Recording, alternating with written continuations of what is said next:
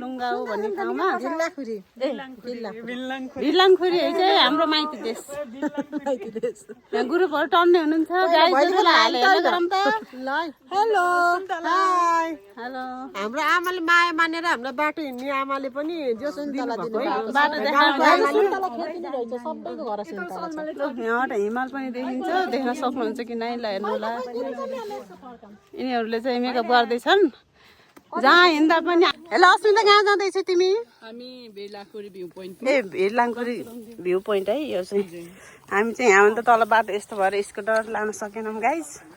तपाईँहरू चाहिँ सक्नुहुन्छ राइडरकै हुनुहुन्छ भने यो बाटो लान सक्नुहुन्छ है सिधै बागलुङ बजार सिधै म चाहिँ यहाँ छु हेलो हेलो नमस्ते यो कहाँको पुल हो यो यो त नाङ्लीबाङ जाने पुल चाहिँ देखिँदो रहेछ गाइस ल हेर्नु होला यहाँबाट यो बागलुङ बजारको सुन्दर दृश्य साथसाथै नाम पनि अप्ठ्यारो गराए सधैँ आइरहेको ठाउँलाई नि यिनीहरू ग्रुपहरू पनि बजारदेखि आएका हिँड्न सकेका छैनन् बिचरा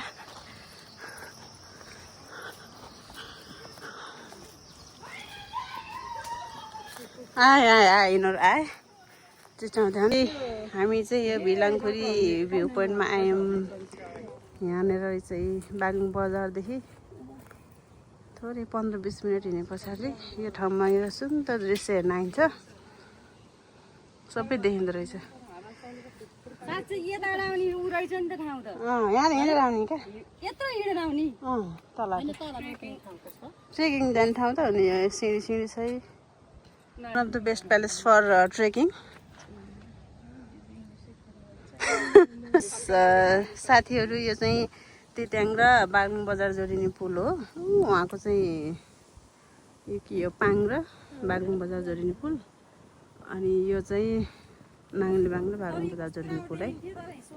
तिनटै पुल एकैसाथ देख्नको लागि तपाईँहरू आउनै पर्ने ठाउँ बागलुङ भिरलाङखुरी भ्यू पोइन्ट तिनटै पुल हेर्नको लागि ल पानी ट्याङ्की रहेछ साथसाथै हिमाल पनि कस्तो सुन्दर दृश्य देखिरहेछ हाम्रो सिँढीदेखि माथि अझै जाने भने कहाँ यो चाहिँ हिँडेर आउने ठाउँ यो रहेछ हामीले चाहिँ स्कुटर पर राखेर त्यहाँबाट थोरै हिँडेर आइयो अनि यो यहाँबाट कहाँ के देखिन्छ यो नाङ्लीबाङ हो अनि चाहिँ यो चाहिँ पाङ उसमा पनि देखिरहेछ बागलुङ बजार ल भगुन्डेको भ्यू टाइम देखिँदो रहेछ उहाँदेखि यसलाई पहिलो जानु भ्यूमा अब यो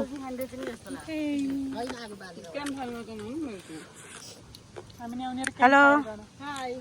कस्तो लागिरहेको छ यहाँ बागलुङ बजारदेखि यति माथि हाइटमा आउँदा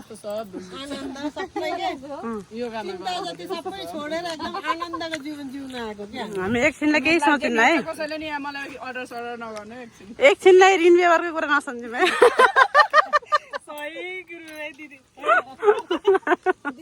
टाउको आउँछ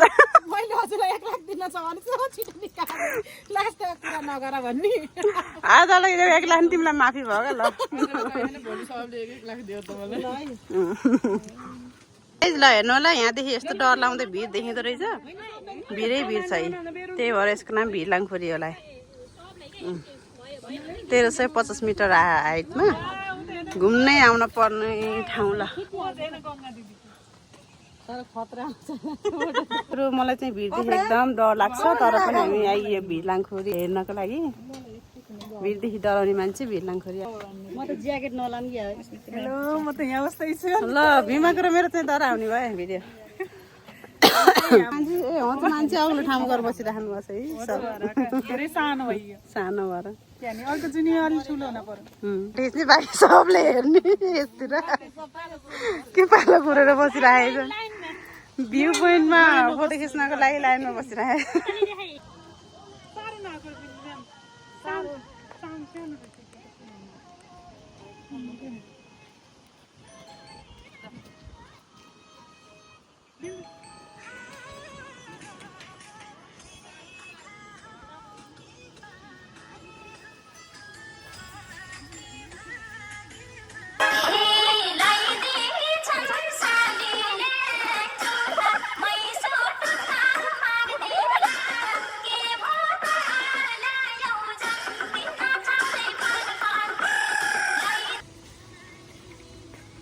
दिदी